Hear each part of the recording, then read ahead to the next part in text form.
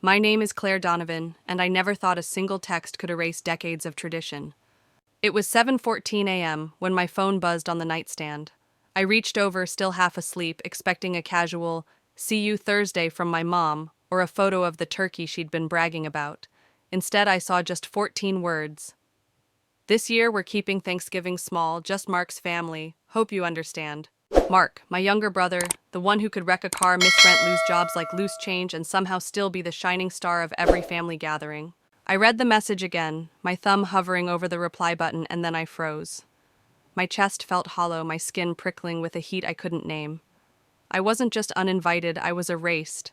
Not even a polite excuse, no, maybe next time. Just gone. But here's what they didn't know. For the last 2 years, I'd been holding on to something that could change everything.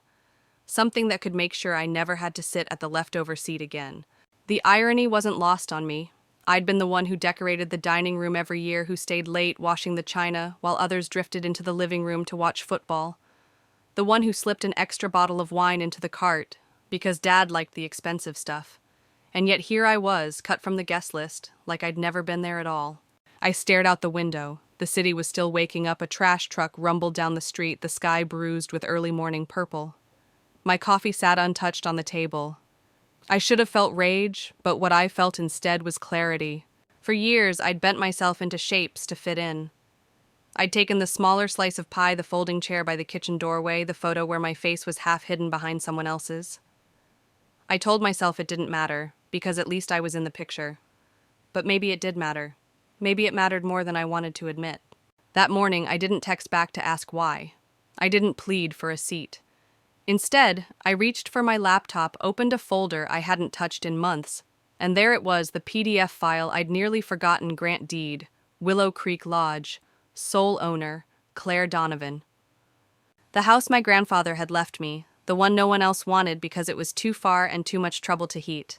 They'd written it off years ago, but to me it was something else entirely, a place where I could decide who sat at the table. And for the first time in my adult life, I felt something electric spark in my chest. I didn't need their invitation. I could make my own. The decision came to me as naturally as breathing. I wasn't going to fight for a spot at someone else's table anymore. I was going to set my own. But before I get ahead of myself, let me tell you about Willow Creek Lodge. My grandfather built it in the 1950s, a cedar shingled lodge tucked deep in the Vermont woods overlooking a frozen lake in winter. It had a stone fireplace taller than I was, a creaky staircase, and an attic room with a round window that felt like a secret hideout. It was the only place I'd ever felt central. Seen. 2 years ago, after my grandfather passed, his lawyer called. "Claire," he said, "he left it entirely to you. Sole ownership. Your name's the only one on the deed." I remember asking if my parents knew, and he'd laughed. "They won't care. Too much snow, too much upkeep. They'll see it as a burden." And that's exactly why I never told them. I didn't want to argue over something they'd already dismissed. But now that burden was about to become my refuge. Still holding my phone, I typed a simple reply to my mother's text, "Understood. Wishing you a warm Thanksgiving." Then I closed the thread, powered off my phone, and opened a blank notebook. Across the top, in bold letters, I wrote, "Thanksgiving at Willow Creek Lodge, not to prove, but to belong." I started making the list. Aunt Grace, my mom's younger sister, who always pulled me aside at family gatherings when she saw me retreating to the corner. My cousin Daniel, who once whispered after Mark's birthday party, "If this is family, you deserve better." My best friend Naomi, the one who stayed up all night with me after my last breakup, no questions asked. And then my hand hesitated before I wrote the next name, Lucy, my 9-year-old niece, Mark's daughter. Lucy was the only reason I'd stuck around family events for as long as I had. She was sharp, curious, with a habit of sketching little animals on the backs of napkins. She once told me, "You're my secret favorite," after I taught her to read a chapter book in the kitchen while the adults shouted in the living room. I didn't know if Mark or his ex-wife would let her come, but I knew this much: if Lucy could spend even one Thanksgiving where she was never told to go sit at the kids' table, it would be worth it. By mid-morning, I'd sent the first message, "Aunt Grace, I'm hosting Thanksgiving at Willow Creek Lodge this year. No hierarchy, no politics, just people who want to be there. I'd love for you to come." Her reply came in under 2 minutes. "Finally, I'll bring my cranberry orange pie. I'm in." Daniel's response was slower, but when it came, it made me smile. Claire, you just said the thing I didn't know I'd been waiting to hear. Send me the address. Then came Naomi. I texted Thanksgiving at my place in Vermont. Rebuilding something different. There's a spot for you. Less than half an hour later, she sent me a screenshot of her flight confirmation. Skipping dry turkey with the in-laws. See you there. Finally, I messaged Lucy's mom, Amanda. I didn't expect much. Their divorce had been messy, and I wasn't sure she wanted anything to do with the Donovan family. But by late afternoon, my phone lit up with an unknown number. Claire, it's Amanda. I hope this isn't overstepping, but Lucy got your message and she cried for 20 minutes. She said she's never been so excited about Thanksgiving. Her voice softened. She feels safe with you. After everything she's been through with Mark, I think she needs this. If you're okay with it, I'll bring her, and I'll stay too. I could feel my throat tighten. Amanda, that's more than okay. Thank you for trusting me. No, she said quietly. Thank you for not letting her lose the only family bond she still believes in. After I hung up, I sat in silence for a moment, staring at the names on my list. Grace, Daniel, Naomi, Amanda, Lucy. None of them were who I once thought would be my core. But they were the people who had shown up, who had seen me when I wasn't being Mark's sister. And in that quiet, something shifted. This wasn't about proving my worth anymore. This was about building a space where no one had to shrink to fit in. I wish I could tell you my childhood was warm and uncomplicated, the kind you see in those glossy holiday commercials.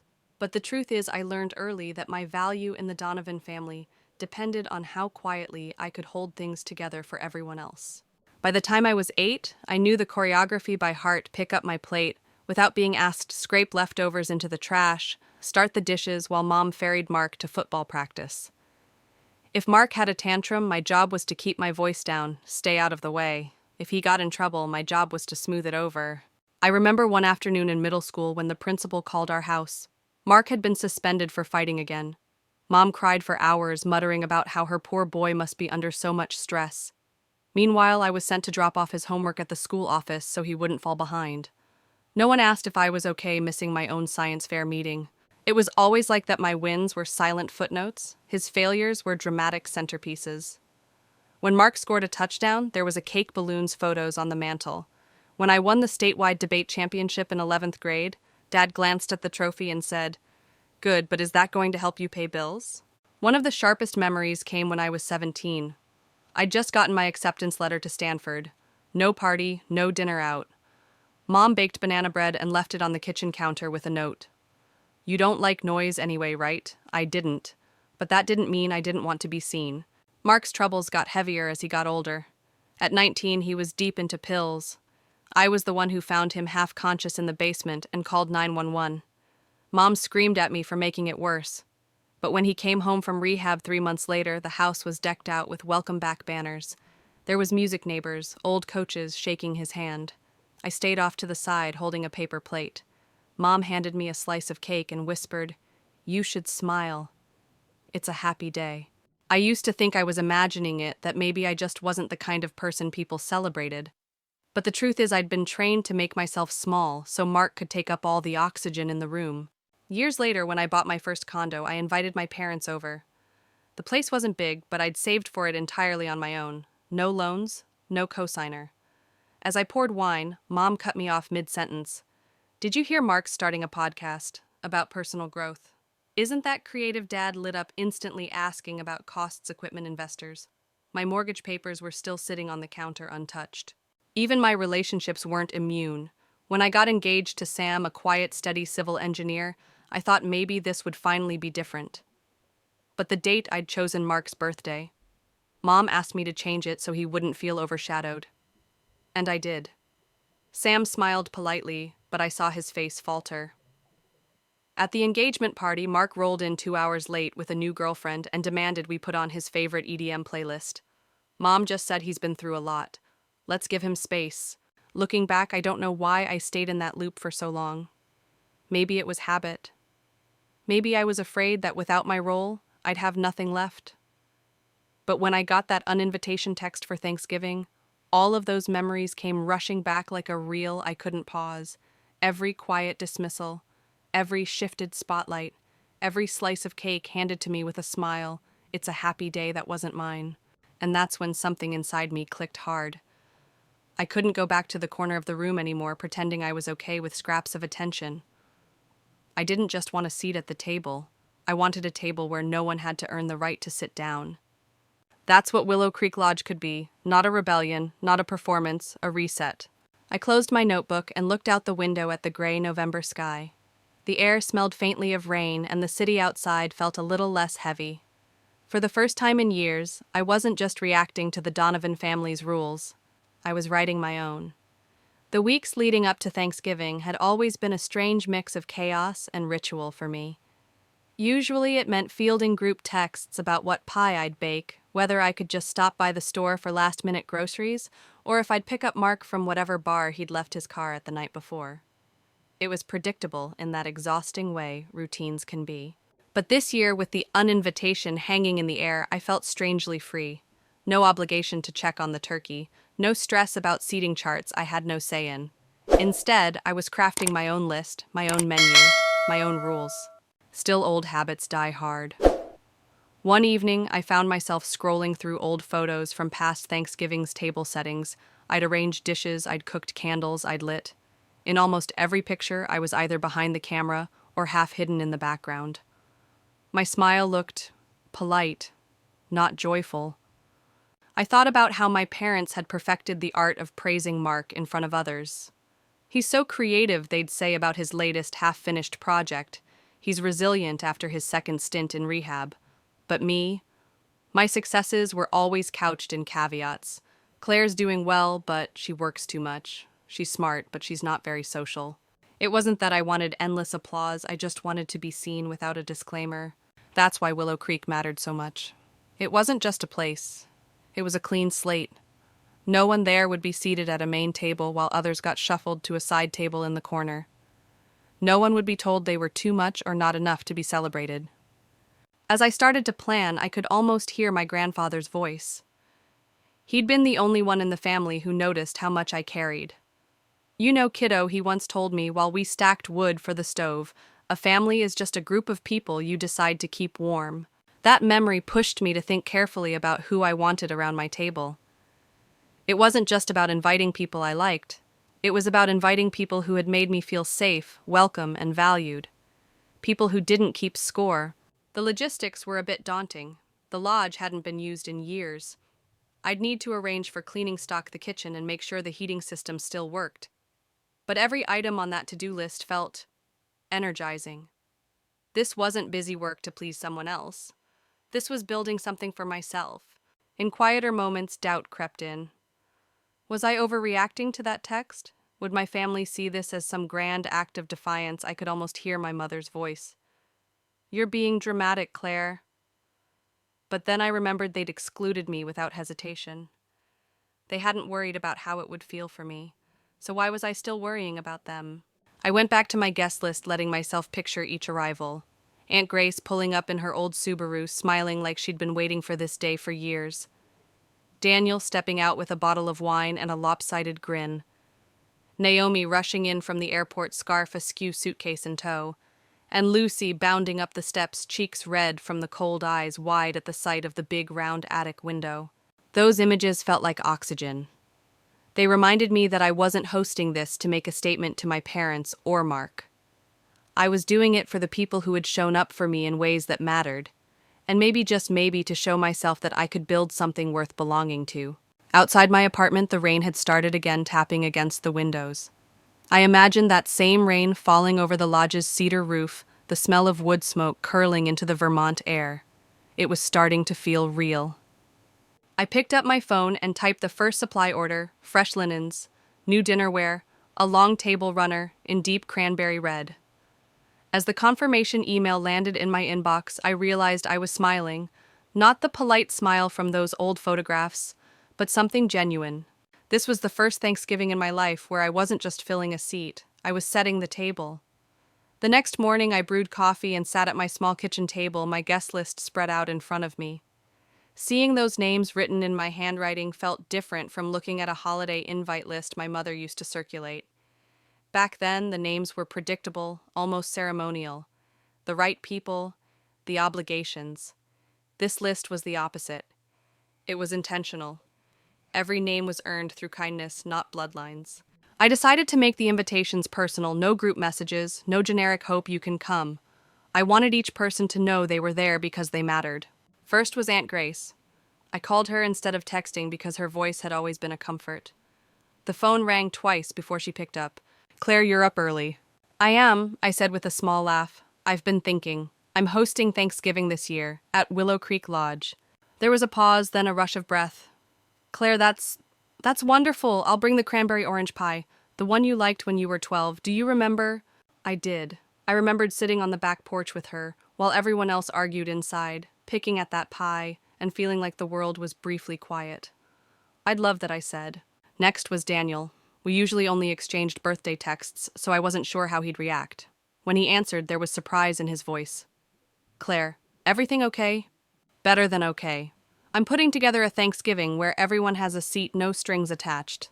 I'd really like you to be there." He was silent for a moment. Then, "You just said the thing I didn't know I'd been waiting to hear. Send me the address." By the time I got to Naomi, I was almost giddy. She didn't even hesitate. "I'm booking a flight right now. I'll bring my mom's stuffing recipe, the one that takes 5 hours and 3 glasses of wine to make." Finally, I sent the message I'd been nervous about all morning to Amanda, my niece Lucy's mom. It was simple. "There's a room at Willow Creek with a round attic window. Lucy can have it. I'd love for both of you to join us." It took hours for her to respond. When my phone finally rang, I held my breath. "Claire, she got your message," Amanda said softly. "She cried for 20 minutes. Happy tears. She's been asking if she has to go to the kid table this year. I told her not this time. We'll be there, and I'll stay too if you're okay with that." I felt something in my chest loosen. That's more than okay. After I hung up, I sat back in my chair, letting it sink in. These weren't just RSVPs. These were people saying, "I choose this. I choose you." And for the first time in a long time, I realized that maybe I didn't need my parents' recognition to feel like I belonged somewhere. I'd been chasing approval like it was oxygen, but here was proof that I could breathe just fine without it. CTA Bosung number 1, Hoi I Kien, comment, "What about you?" If you could invite anyone, absolutely anyone, to a table where every seat is equal, who would it be? Tell me in the comments. I'm genuinely curious because this list I just made, it's changing everything. That question stayed with me as I closed my notebook. I wasn't building this gathering to show my family what they were missing. I was building it to remind myself, and maybe a few others, that we don't have to keep sitting where we're told. This wasn't about rebellion. It was about reclamation. The following weekend, I drove up to Vermont to see Willow Creek Lodge with my own eyes before the big day. I hadn't stepped foot inside since the summer after my grandfather died. Back then, it felt too heavy, like walking into a photograph you weren't ready to look at yet. The road was quiet, the kind of quiet that swallows up the hum of the engine. As the miles rolled by, the trees turned into bare-limbed silhouettes and the air grew colder. When I finally rounded the bend and saw the cedar shingles and stone chimney, a rush of something, maybe nostalgia, maybe relief, hit me. Unlocking the front door, I was greeted by the faint smell of wood and old pine. The living room was exactly as I remembered: the massive fireplace, the windows stretching across the wall facing the lake, the long wooden table covered in a dusty linen cloth. I ran my hand over the table. It was sturdy, still solid after all these years. This would be the table. No side tables, no folding chairs in another room. Every single person who came would sit here together. I started walking through each room, making mental notes: fresh linens for the bedrooms, new curtains for the attic window, a rug for the hallway so Lucy wouldn't slip in her socks. In the kitchen, I opened cabinets and smiled when I found my grandfather's cast iron skillet still hanging above the stove. I'd use it for the cornbread. By midday, I had a plan. The attic room for Lucy decorated with string lights and a quilt. Aunt Grace in the downstairs bedroom near the fireplace. She hated stairs. Daniel in the guest room overlooking the lake. Naomi in the little corner room with the writing desk, perfect for her morning coffee rituals. Amanda in the room next to Lucy's so they'd both feel safe and close. Each detail mattered, not because I was trying to impress anyone, but because this was the kind of care I'd always wanted for myself and never received. By late afternoon, I was outside stacking wood for the fireplace. The lake shimmered in the fading light, a thin layer of ice forming along the edges. For a moment, I imagined the sound of laughter spilling out of the house, the clink of glasses, the low hum of people who wanted to be there. That's when a memory came back sitting on the back steps as a kid watching the main table through the dining room window. The adults were laughing at something Mark had said, the candlelight making everything seem warmer than it really was. Inside that glass, there was no seat for me. I remember wondering what it would take to be in that light. Now I knew. You didn't wait for someone to pull out a chair. You built your own table. I went back inside and wrote the menu on a large chalkboard I found in the pantry. Turkey, roasted vegetables, stuffing, cornbread, Naomi's stuffing, Aunt Grace's pie. And at the bottom, I wrote in big letters, "Everyone welcome." I stepped back, took a photo, and sent it to my guest list with the caption, "Getting ready for all of you. Bring nothing but yourself and maybe an appetite."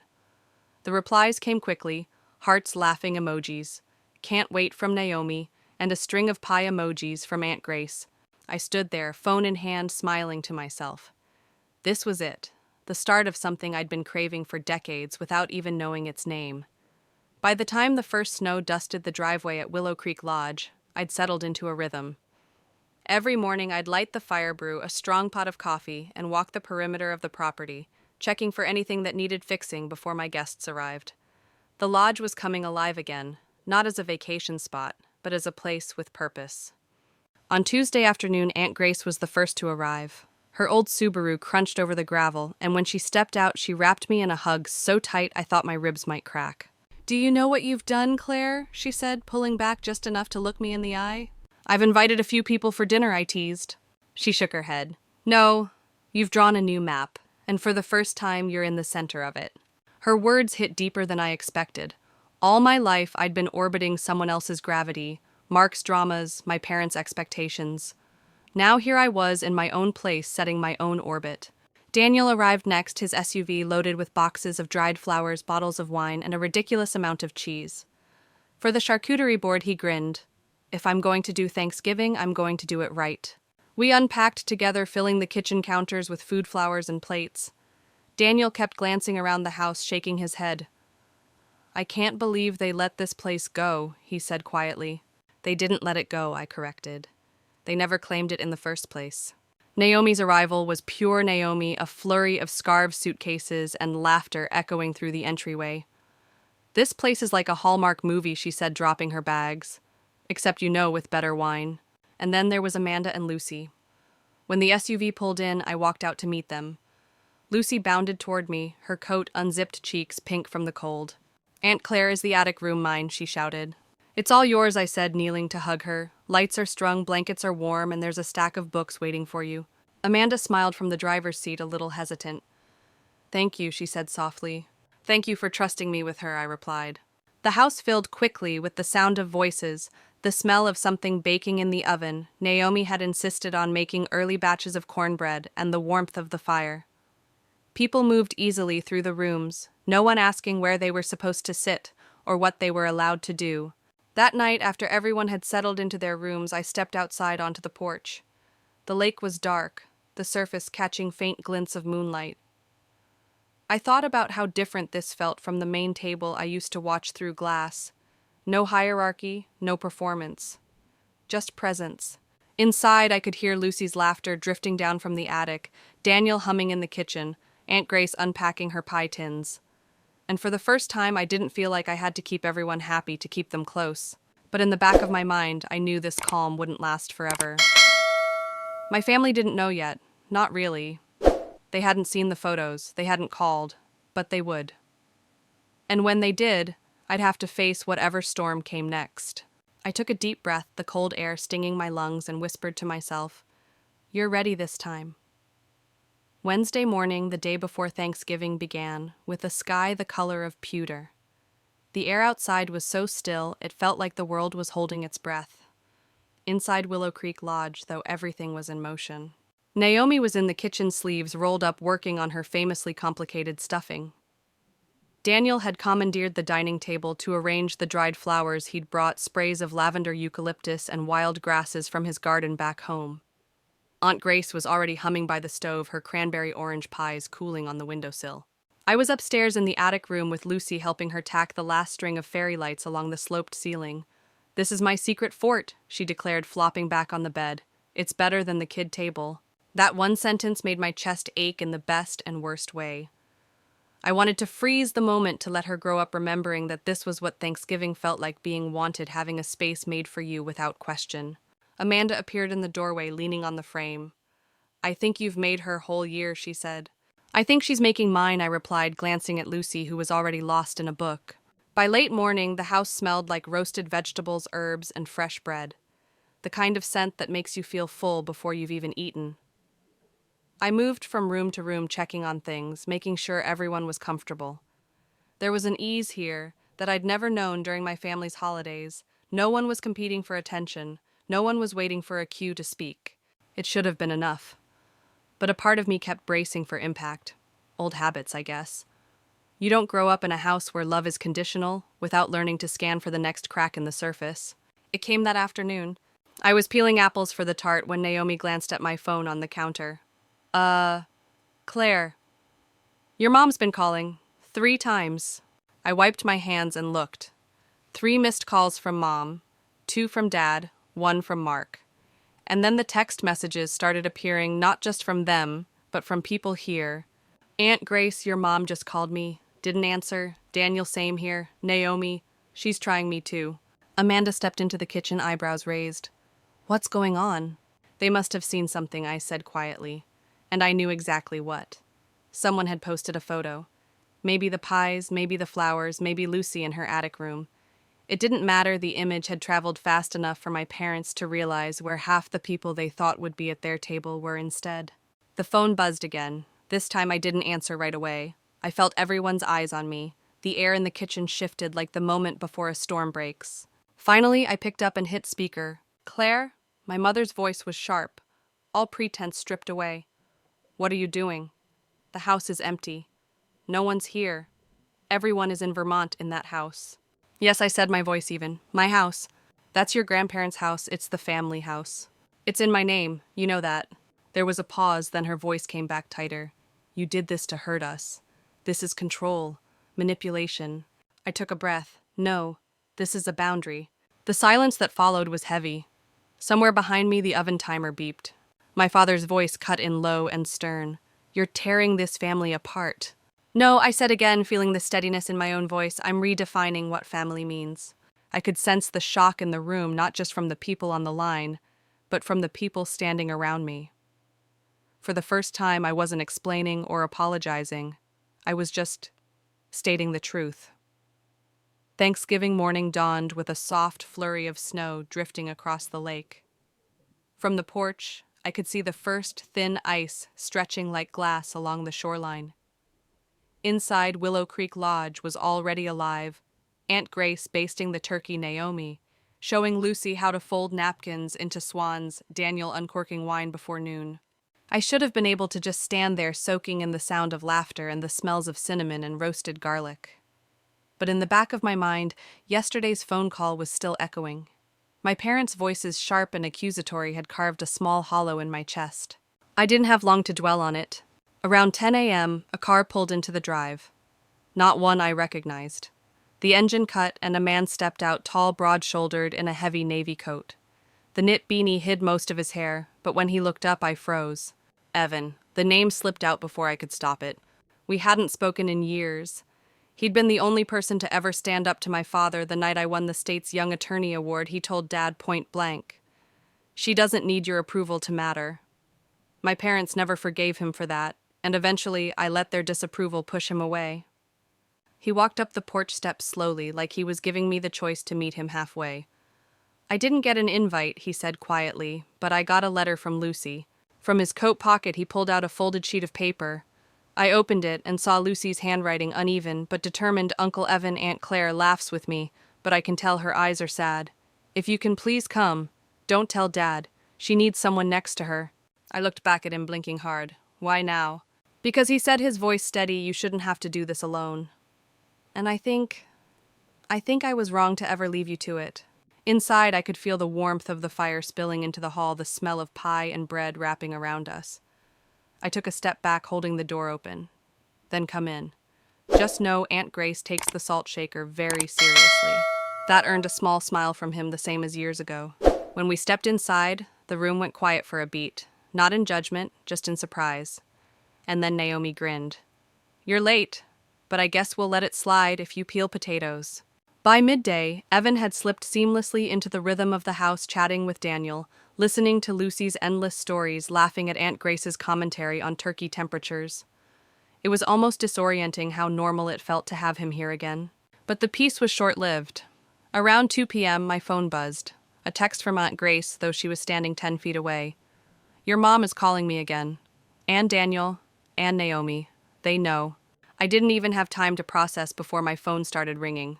Mom's number. Again. This time I didn't answer. I knew if I picked up, I'd spend the rest of the afternoon defending myself instead of being present. I glanced around the table where Lucy was drawing place cards, Naomi was humming, and Evan was leaning back in his chair content. These were my people. This was my table. Still, I couldn't ignore that knock on the horizon. My parents had never been the type to let something go quietly. If they'd seen photos, if they knew who was here, it was only a matter of time before they showed up.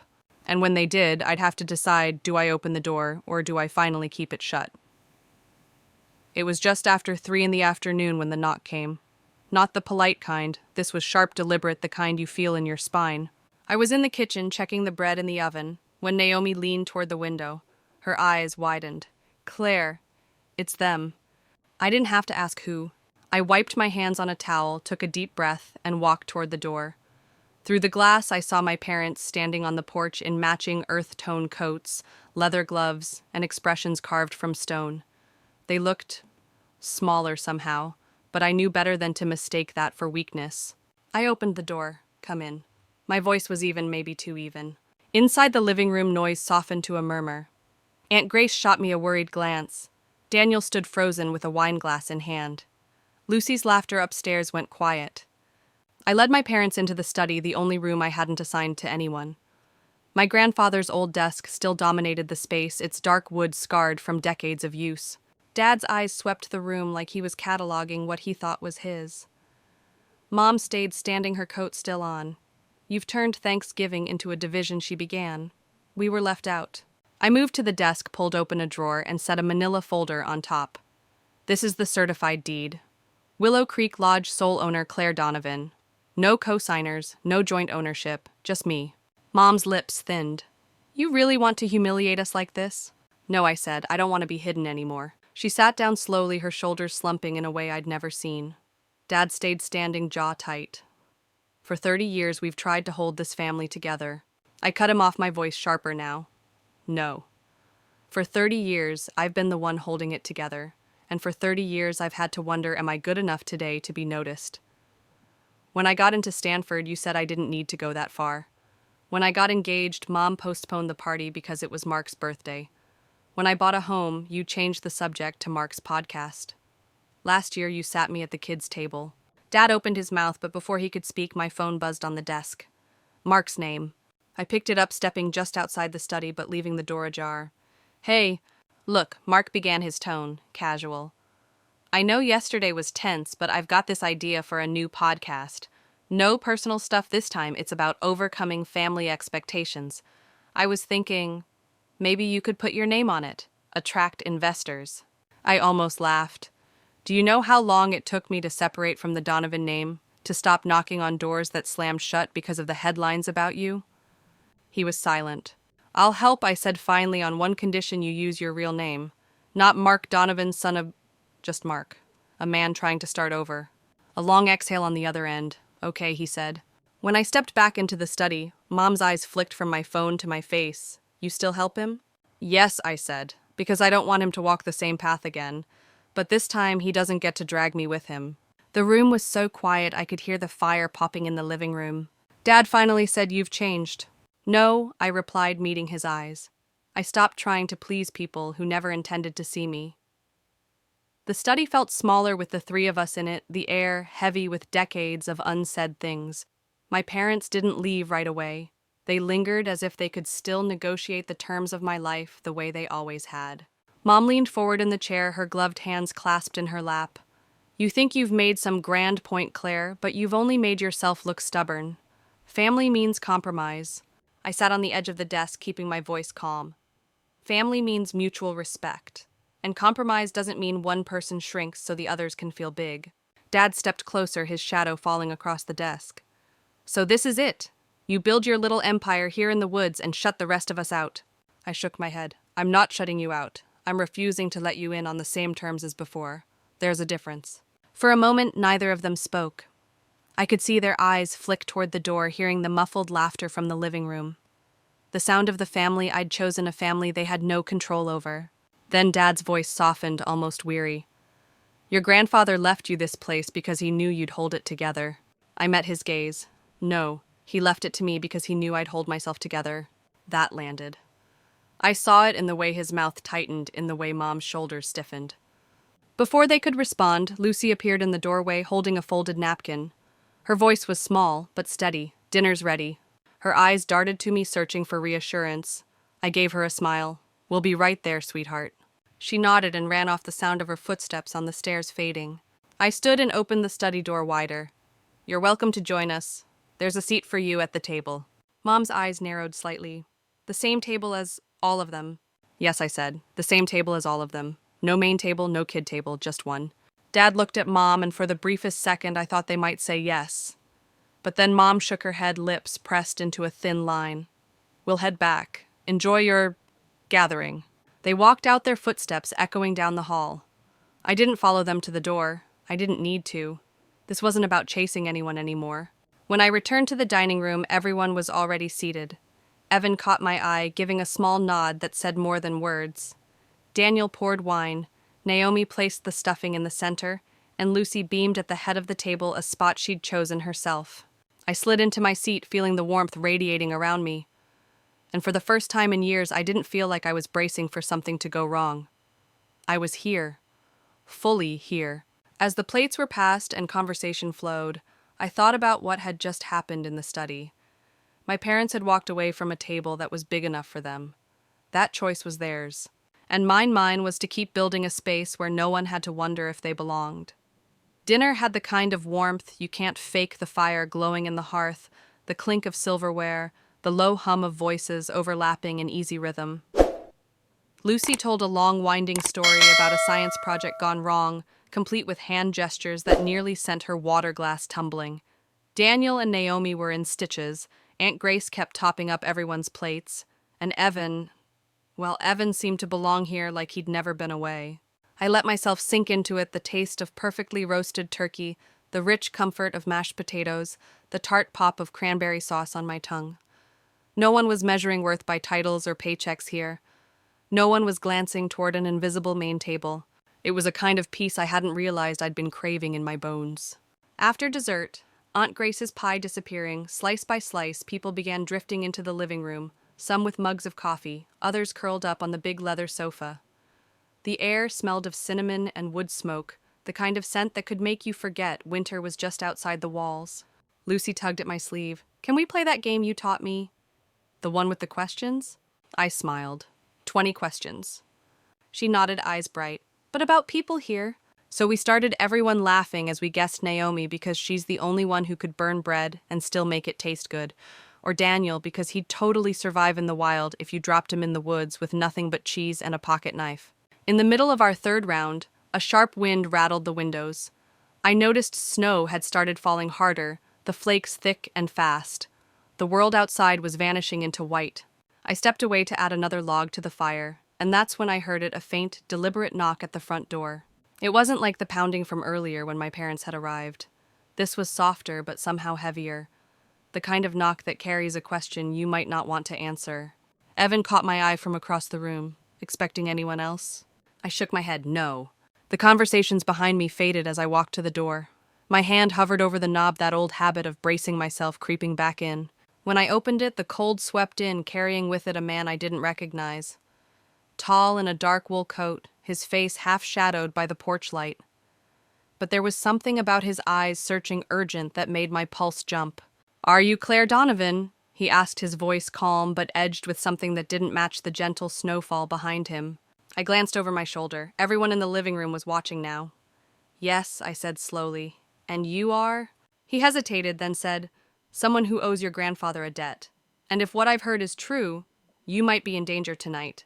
The room behind me seemed to inhale all at once. The room felt smaller the moment the door shut behind him.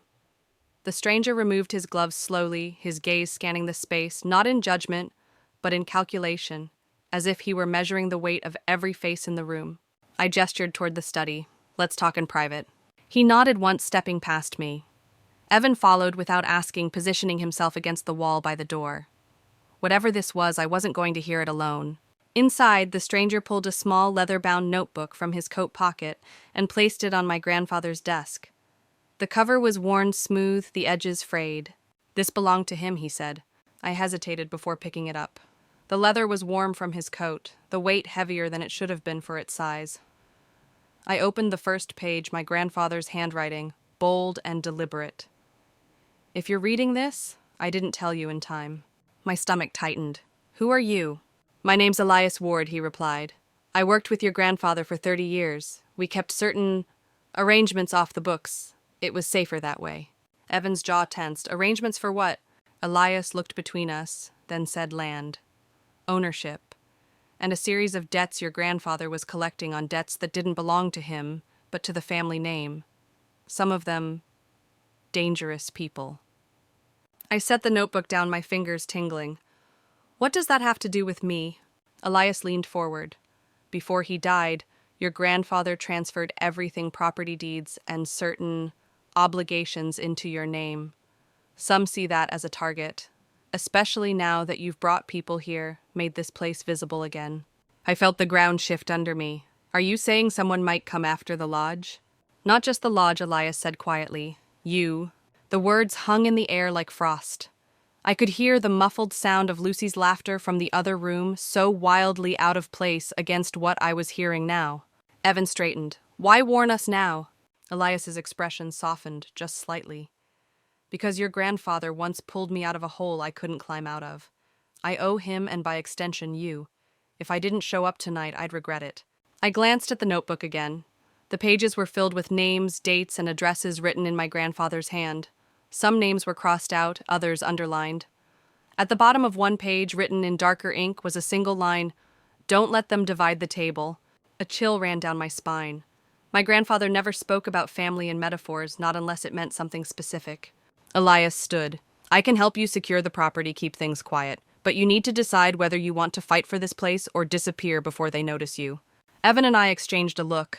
Leaving wasn't an option, not after everything. We're not going anywhere, I said. Elias nodded once as if he'd expected that answer.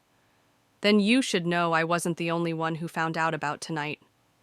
The knock came again, harder this time, rattling the glass in the frame. Everyone in the living room froze. Lucy's hand clutched the arm of the sofa, her eyes darting to me. Elias glanced toward the door, his voice low but firm.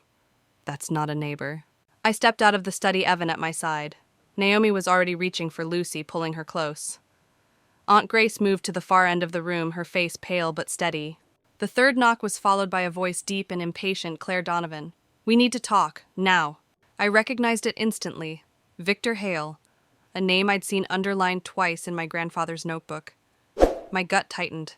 I motioned for everyone to stay where they were and opened the door just wide enough to see him. He stood with two other men, both in heavy coats, their hands buried deep in their pockets. The snow swirled around them, catching in the brims of their hats. Mr. Hale, I said evenly, you've come a long way for Thanksgiving. He smiled without warmth. We're not here for pie. We're here for what your grandfather promised me, and unless I'm mistaken... His gaze flicked past me into the house. It's in your possession now. Evan stepped forward, blocking his view. Whatever business you think you have, it ends tonight. You don't get to barge in here and... Victor cut him off with a short laugh. You must be the muscle.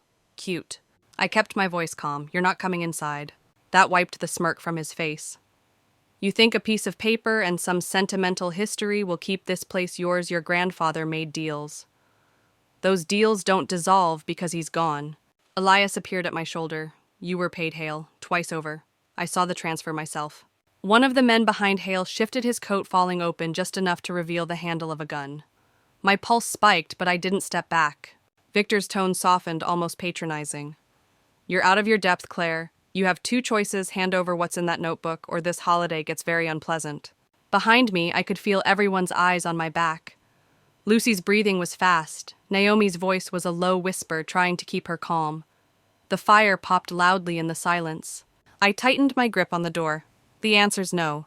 For a moment, no one moved. The snow swirled harder, the wind catching the porch light and throwing shadows across Hale's face. Then he leaned in, his voice dropping so only I could hear. Then you'd better hope you know which of your friends you can trust when this gets ugly. He stepped back, motioning to his men. They turned and walked down the drive, their boots crunching in the ice until the sound faded into the storm. I shut the door, locking it twice. Evan exhaled, tension still etched across his face. Elias looked at me. That was just the opening move. The house felt different after they left, quieter, but not in a peaceful way. It was the kind of silence that hums under your skin, the kind that makes you aware of every creak in the floorboards. I gathered everyone in the living room. Lucy sat curled up on the couch next to Naomi, clutching a blanket like a shield. Evan stood by the window, eyes scanning the tree line outside. Elias remained near the door, his posture that of someone who'd learned to listen for trouble. They won't stop, Elias said finally. Not until they believe you've given them what they came for. I looked at the leather notebook sitting on the coffee table. The weight of it seemed to fill the entire room. If I hand this over, they'll have leverage over everything my grandfather built. And if I keep it, they'll keep coming. Evan's voice was steady. Then we make sure they can't use it either way. Everyone turned to him. What do you mean? I asked. Make copies of the important parts, burn the rest, he said. If there's no original, no one can claim it's the definitive record. You keep the truth, but take away its power to be weaponized. Elias nodded slowly. It's risky, but it might work. I thought about the long nights my grandfather must have spent writing those entries, the names and debts and arrangements that had kept him up. Maybe holding on to every detail wasn't protecting his legacy. Maybe it was just keeping the weight alive for someone else to carry. Let's do it, I said. We worked in the study page by page, copying down only what was necessary to protect the lodge property boundaries, legitimate agreements, proof of paid debts. The rest we set aside in a separate stack. By the time we finished, the snow had stopped outside, replaced by a moonlit stillness that made the world feel smaller. Evan built a fire in the old stone hearth outside. We stepped into the crisp night air, each of us taking turns feeding pages into the flames. The paper curled and blackened, the ink vanishing into smoke. Lucy watched from the porch, her face illuminated by the firelight. Does this mean they can't hurt us now? I met her gaze. It means they don't get to decide what happens here anymore. When the last page was gone, we stood there in the cold, the only sound the soft crackle of dying embers. Elias turned to me. You'll still need to be careful, but tonight you made it a lot harder for them to touch you. Inside, the warmth of the lodge wrapped around us like a second skin. We finished the night with mugs of hot cider, the earlier tension giving way to a quieter kind of resolve. As people drifted off to bed, I lingered by the fire, watching the shadows dance along the walls. I thought about Hale's warning, hope you know which of your friends you can trust. I did know. They were here, in this house. Next morning, sunlight spilled across the lake, turning the thin ice into a sheet of gold. The air was sharp and clean, carrying the faint scent of pine.